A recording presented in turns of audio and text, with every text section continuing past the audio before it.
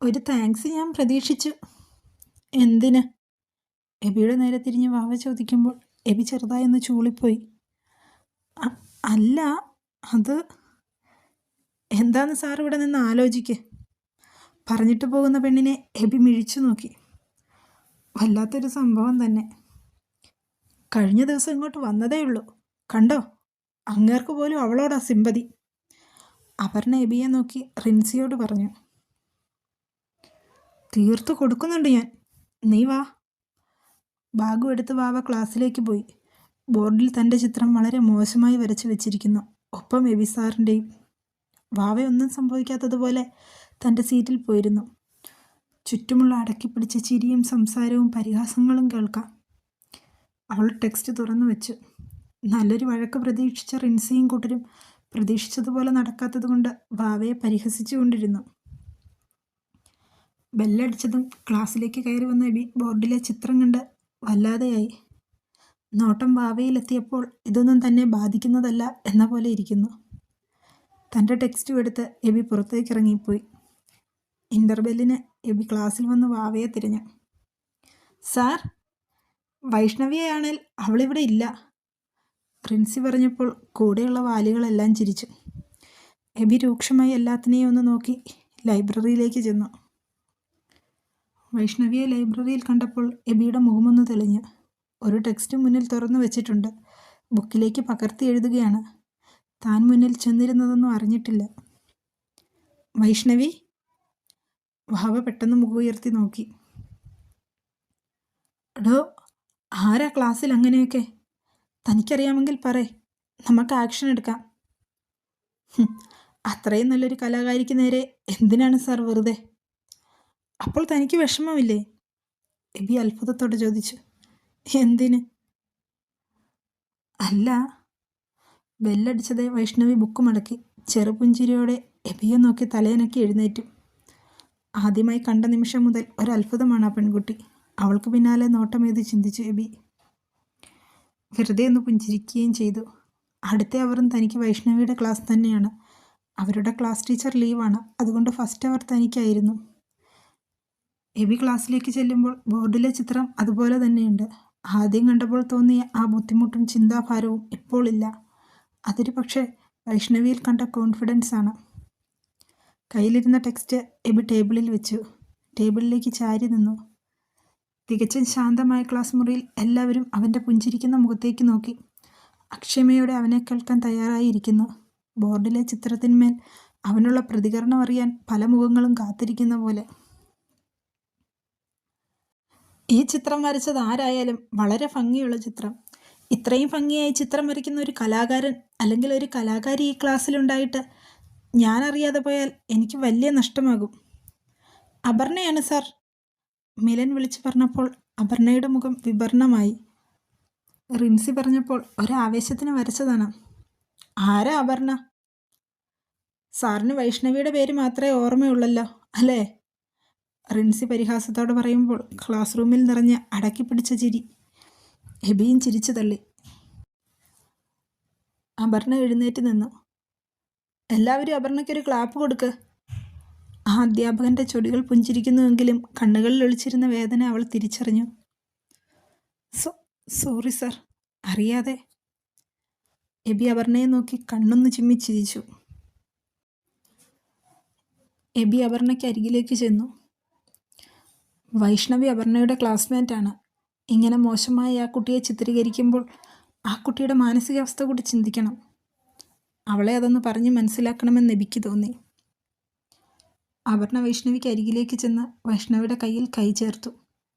ഒരു സോറി പറഞ്ഞു. അപർണയുടെ നിറഞ്ഞ കണ്ണുകളിലേക്ക് നോക്കി വൈഷ്ണവി പുഞ്ചിരിച്ചു.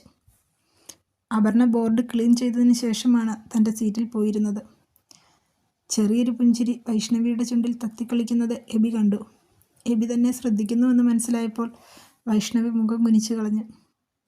ഇനി എല്ലാവരും ടെക്സ്റ്റ് എടുക്ക്. വൈക. സുമചേച്ചിയോട് എന്തോ പറഞ്ഞ് ചിരിച്ചുകൊണ്ട് നിന്നപ്പോഴാണ് പിന്നിൽ നിന്നും വൈശാഖ് സാറിൻ്റെ ശബ്ദം. പെട്ടെന്ന് തിരിഞ്ഞപ്പോൾ കണ്ണുകൾ ഉടക്കിയത് കൂടെയുള്ള ആളിലാണ്. അലക്സ്. പെട്ടെന്ന് സാരിയുടെ വിടവിലൂടെ വയർ കാണുന്നുണ്ടോയെന്നാണ് അവൾ നോക്കിയത്. അയാളെ കാണുമ്പോഴേ അതാണ് ഓർമ്മ വരുന്നത്. ബ്ലാക്ക് ഷർട്ടും ജീൻസുമാണ് അവൻ്റെ വേഷം. ഷർട്ടിൻ്റെ ആദ്യത്തെ ബട്ടൺ അഴിച്ചിട്ടിരിക്കുന്നു. വൈക, ആ ജെൻ സെക്ഷനിലേക്ക് ഒന്ന് ചെല്ല്. ഞാൻ പോകാം, നീ ഇവിടെ നിന്നോ, സുമചേച്ചി പറഞ്ഞു. വൈകയ്ക്ക് ആശ്വാസം തോന്നി. ഞാൻ വൈകയോട് പോകാനാ പറഞ്ഞത്. വൈശാഖ് ശബ്ദം അല്പം കടുപ്പിച്ചു. വൈക ചെല്ല്. മൂളിക്കൊണ്ട് സാരി ഒതുക്കിപ്പിടിച്ച് സ്റ്റെപ്പുകൾ കയറുമ്പോൾ തൊട്ടു പിന്നാലെ അവൻ്റെ ഷൂസിൻ്റെ ശബ്ദം അവൾ കേട്ടു. പുഷ്പേച്ചിയെ അവിടെ കണ്ടപ്പോൾ ഒരു സമാധാനം. കസ്റ്റമർ എടുത്ത തുണിയും കയ്യിൽ പിടിച്ച് പുഷ്പേച്ചി അവർക്കൊപ്പം ഇറങ്ങിപ്പോയപ്പോൾ അവളുടെ നെഞ്ചെടുപ്പ് ക്രമാതീതമായി വർദ്ധിച്ചു. അയാളെന്തേലും ചെയ്യുമോ എന്നൊരു ഭയവും. മുകളിലെ നിലയിലെത്തിയിട്ടും അയാൾ ഒന്നും മിണ്ടാതെ ചുറ്റുമുള്ള ഗ്ലാസ് ടേബിളിലേക്ക് കയ്യൂന്നി ഫോണിൽ നോക്കി നിൽക്കുവാണ്. ശബ്ദം പുറത്തേക്ക് വരാതെ ശബ്ദമൊന്ന് റെഡിയാക്കി അവൻ്റെ മുഖത്തേക്ക് നോക്കിയപ്പോൾ റാക്കിൽ നിന്ന് 2 ഷർട്ട് എടുത്ത് പുറത്തേക്കിട്ടു. 2 ബ്ലാക്ക്. ഒന്നും മിണ്ടാതെ ഇറങ്ങിപ്പോയി. പിന്നാലെ അവനെടുത്തിട്ട ഷർട്ടും എടുത്ത് വേഗം ഇറങ്ങിച്ചെന്നു. ബില്ലിങ്ങിൽ ഏൽപ്പിച്ച് കവർ കൈയിലേക്ക് കൊടുത്ത് ചെറുതായി ഒന്ന് പുഞ്ചിരിച്ചു. അതാണ് ശീലം. മുഖത്ത് പോലും നോക്കാതെ കവറും തട്ടിപ്പറിച്ചൊരു പോക്ക്. ഇങ്ങനെയൊക്കെയാണ് പ്രതീക്ഷിച്ചത്. അതുകൊണ്ട് വലിയ ഭാവമാറ്റമൊന്നും അവൾക്കും തോന്നിയില്ല. ഈ വൈശാഖ് സാർ എന്തിനാ തന്നെ പറഞ്ഞു വിടുന്നത്? നിന്റെ ഫോൺ കുറേ നേരമായി റിങ് ചെയ്യുന്നുണ്ടായിരുന്നു. ദാ. സുമ വൈകിയുടെ ഫോൺ അവളുടെ കയ്യിലേക്ക് കൊടുത്തപ്പോൾ വീണ്ടും റിങ് ചെയ്തു. അമ്മാവനാണ്. ഇങ്ങനെ ഒരു വിളി പതിവില്ലാത്തതാണ്. ആദ്യോടെ അവൾ ഫോൺ ചെവിയോട് ചേർത്തു. ഹലോ. എത്ര നേരമായി വിളിക്കുന്നു കുട്ടി? തിരക്കായിരുന്നു അമ്മാവ. ആ ബ്രോക്കർ വിളിച്ചിരുന്നു. അവർക്കിഷ്ടമായി. മറ്റന്നാൾ ഉച്ചതിരിഞ്ഞ് അവർ കാണാനുള്ളവരൊക്കെ വരുമെന്ന്. പെട്ടെന്നെന്തോ ഒരു തരം മരവിപ്പാണ് വൈകിക്ക് തോന്നിയത്. കന്നുകാലിയൊക്കെ ഉള്ളത് കൊണ്ട് അപ്പോഴേ അവർക്ക് വരാൻ സാധിക്കുമെന്ന്. പിന്നെ ചെറുക്കൻ ഇഷ്ടപ്പെട്ട സ്ഥിതിക്ക് ഞായറാഴ്ച ഇവിടെ നിന്നും പോകേണ്ടവർ പോയി കണ്ടാൽ പിന്നെ അടുത്ത മാസം മോതിരം മാറ്റം കൂടെ നടത്താം എന്ന് ചെറുക്കൻ പറഞ്ഞെന്നാ ബ്രോക്കർ പറഞ്ഞത്. ഞാൻ പറയുന്നത് നീ കേൾക്കുന്നുണ്ടോ കുട്ടി? തൻ്റെ ഇഷ്ടവും അഭിപ്രായവും ഒന്നും ആർക്കും അറിയണ്ടേ? ഒരു നിമിഷം വൈകി ചിന്തിച്ചു പോയി. പറഞ്ഞ ദിവസം തന്നെ മഹേഷിൻ്റെ വീട്ടുകാർ വന്നു. അച്ഛനും അമ്മയും പെങ്ങളും അനിയൻ മനുവും. മനുവാണ് എല്ലാവരെയും പരിചയപ്പെടുത്തിയത്. സ്നേഹനിധിയായി അമ്മായിയായി സുധർമ്മ നിറഞ്ഞു നിന്നു. വൈകിയെക്കുറിച്ച് വാതോരാതെ പറയുമ്പോൾ അടുക്കളപ്പുറത്ത് കിടന്ന ഒരു കൊട്ടത്തേങ്ങ വാവ കയ്യിലെടുത്തു. ഒറ്റയേറിനവരെ കൊല്ലാൻ തോന്നി അവൾക്ക്. എല്ലാവരും നന്നായി സംസാരിക്കുന്ന കൂട്ടത്തിലാണെന്ന് തോന്നി. അച്ഛൻ മാധവൻ, അമ്മ ദേവകി, പെങ്ങൾ മഹിമ, 2 കുട്ടികളും. നിഹ, നിഹാര. നിഹ LKG പഠിക്കുന്നു.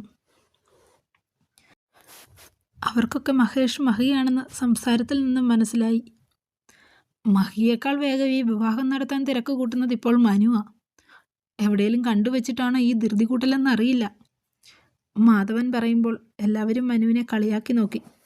ഒന്ന് പോവച്ചാ, മനു ചമ്മലോടെ പറഞ്ഞുകൊണ്ട് എഴുന്നേറ്റ് പുറത്തേക്കിറങ്ങി. എങ്കിൽ പിന്നെ നമുക്കിതങ്ങ് ഉറപ്പിക്കാം അല്ലേ? ബ്രോക്കർ പറഞ്ഞു. ഞങ്ങൾക്കെല്ലാവർക്കും ഇഷ്ടപ്പെട്ടു, മാധവൻ പറഞ്ഞു. വാവയും വേദുവും മഹിമയെയും കുട്ടികളെയും കൊണ്ട് തൊടിയിലേക്കിറങ്ങി. ഇവിടെ 4 പെൺകുട്ടികളാണ് ഉള്ളത്. ഈ കാണുന്നതൊക്കെ 4 പേർക്കും കൂടെ ഉള്ളതാ. തങ്ങളുടെ ഭാഗം മോഹനൻ വ്യക്തമാക്കി. മോഹനൻ പറയുമ്പോൾ സുധർമ്മയുടെ മുഖം ഇരുണ്ടു. 2 പേരുടെയും നാള് നോക്കിയിട്ട് വിളിക്കാം. ചേരുവെങ്കിൽ നിങ്ങൾ വീട് കാണാനുള്ളവർ അടുത്ത ആഴ്ച തന്നെ പോരെ. അടുത്ത മാസം ഒരു മുഹൂർത്തം നോക്കി മോതിരം മാറ്റം നടത്താം. എന്താ? മാധവൻ അഭിപ്രായപ്പെട്ടു. ചായ സൽക്കാരവും കഴിഞ്ഞ് എല്ലാവരും യാത്ര പറഞ്ഞിറങ്ങുമ്പോൾ വൈകിയോട് എല്ലാവരും യാത്ര പറഞ്ഞു. മഹിയേട്ടൻ പ്രത്യേകം തിരക്കിയെന്ന് പറഞ്ഞു. പാർട്ടിയിലേക്ക് ഒരാളും കൂടെ ആയല്ലോ എന്നാ ഏട്ടൻ പറയുന്നത്. വൈക ഒരു ഒഴുക്കം മട്ടിൽ ചിരിച്ചു. ചിന്ത അനുജത്തിമാരെക്കുറിച്ച് തന്നെയാണ്. തള്ളക്കോഴി തൻ്റെ ചിറകുകൾക്കുള്ളിൽ ഒളിപ്പിച്ച് നടക്കുന്നത് പോലെയാണ് കൊണ്ടു നടക്കുന്നത്. തന്നെ കൂടാതെ അവർക്ക് ജീവിക്കാൻ കഴിയുമോ എന്ന ചിന്ത അവളെ മതിച്ചുകൊണ്ടിരുന്നു. വൈകേച്ചി, ഫോൺ നമ്പർ ഒന്ന് തന്നേക്കെ. തൻ്റെ ഫോണെടുത്ത് നമ്പർ ടൈപ്പ് ചെയ്യാൻ റെഡിയായി നിൽക്കുന്ന മഹിമയെ നിരാശപ്പെടുത്താതെ വേദു പെട്ടെന്ന് നമ്പർ പറഞ്ഞു കൊടുത്തു. സന്തോഷം തുടികൂട്ടുന്ന മുഖത്തോടെ അവരെ യാത്രയാക്കുന്ന തൻ്റെ അനുജത്തിമാരെ വൈകിയൊന്ന് നോക്കി. അവൾ അകത്തേക്ക് കയറി. സാരി അഴിച്ചുകൊണ്ടിരുന്നപ്പോൾ ബിന്ദു ചേച്ചി ചാരിയിട്ടിരുന്ന ഡോർ തുറന്ന് അകത്തേക്ക് കയറി. ഡോറിന് നേരെ തിരിഞ്ഞ് ബിന്ദു ചേച്ചിയാണെന്ന് കണ്ടപ്പോൾ സാരി മാറ്റി അവൾ കട്ടിലിലേക്കിട്ടു. ബ്ലൗസും മാറ്റി നേരത്തെ അഴിച്ചിട്ട് നൈറ്റി എടുത്ത് ധരിച്ചു. നീ ഇവിടെ ഇരുന്നേ പെണ്ണേ.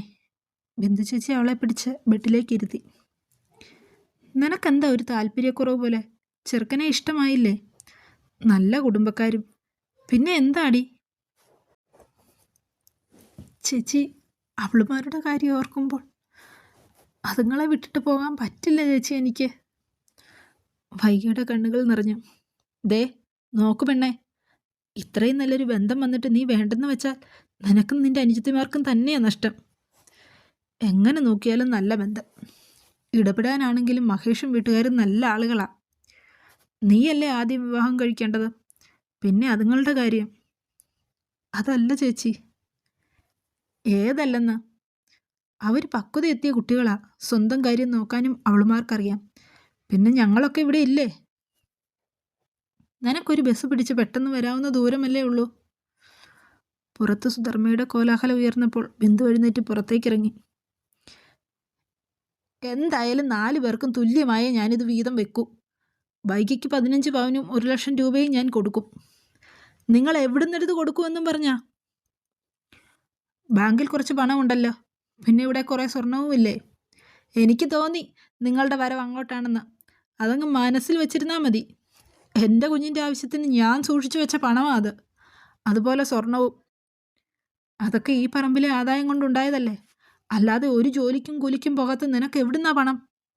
ആണെങ്കിൽ അതെൻ്റെ മിടുക്ക. അതൊക്കെ ഈ കുഞ്ഞുങ്ങൾക്കും കൂടി അവകാശപ്പെട്ടതാ. അവകാശം പറഞ്ഞിങ്ങോട്ട് വരട്ടെ, കൊടുക്കുന്നുണ്ട്. ബിന്ദു അടുക്കള വഴി പുറത്തേക്ക് ഇറങ്ങുമ്പോൾ അലക്കുകല്ലിൽ കയറിയിരിക്കുന്ന വാവയെയും പരിഭ്രമം നിറച്ച് അകത്തേക്ക് നോക്കുന്ന വേദുവിനെയും നോക്കി. വേദു വരുന്നോ? ബിന്ദു അമ്മ ഇലയുടെ ഉണ്ടാക്കി വെച്ചിട്ടുണ്ട്, വാ. വേദുവിന് മാത്രം ബിന്ദു അമ്മയാണ്. ഞാനില്ല ബിന്ദു അമ്മേ. പോയിട്ട് വാ വേദു, അപ്പോഴേക്കോ ഇവിടുത്തെ വഴക്ക് തീയുള്ളൂ. വേദു ബിന്ദു ചേച്ചിക്കൊപ്പം തൊടിയിലേക്ക് ഇറങ്ങി അപ്പുറത്തെ മുറ്റത്തേക്ക് കയറി. വിച്ചു സിറ്റൗട്ടിലിരുന്ന് പഠിക്കുന്നുണ്ട്. അമ്മയെയും വേദുവിനെയും കണ്ട് വിച്ചു ബുക്ക് മടക്കി വെച്ച് എഴുന്നേറ്റു. ഇവന് സ്റ്റഡി ലീവാ, പോയില്ല. വാ വേദു. ചെരുപ്പഴിച്ചു വെച്ച് അകത്തേക്ക് കയറുമ്പോൾ പിന്നാലെയുള്ള വിച്ചേട്ടൻ്റെ സാമീപ്യം അറിഞ്ഞിട്ടും വേദു തിരിഞ്ഞു നോക്കിയില്ല. അവരൊക്കെ പോയോ അമ്മേ? ഡൈനിങ് ടേബിളിലിരുന്ന ഓറഞ്ച് ഒന്ന് കയ്യിലെടുത്ത് പൊളിച്ചുകൊണ്ട് വിച്ചു ചോദിച്ചു. പോയി. എന്നിട്ട് അച്ഛൻ എന്തിയേ? അച്ഛൻ സ്റ്റാൻഡിലേക്ക് പോയി. പൊളിച്ച ഓറഞ്ചിൻ്റെ 2 അല്ലി എടുത്ത് ബാക്കി വേദുവിൻ്റെ മുന്നിലേക്ക് നീട്ടി. വേദു അവൻ്റെ കയ്യിലേക്കും മുഖത്തേക്കും മാറി മാറി നോക്കി.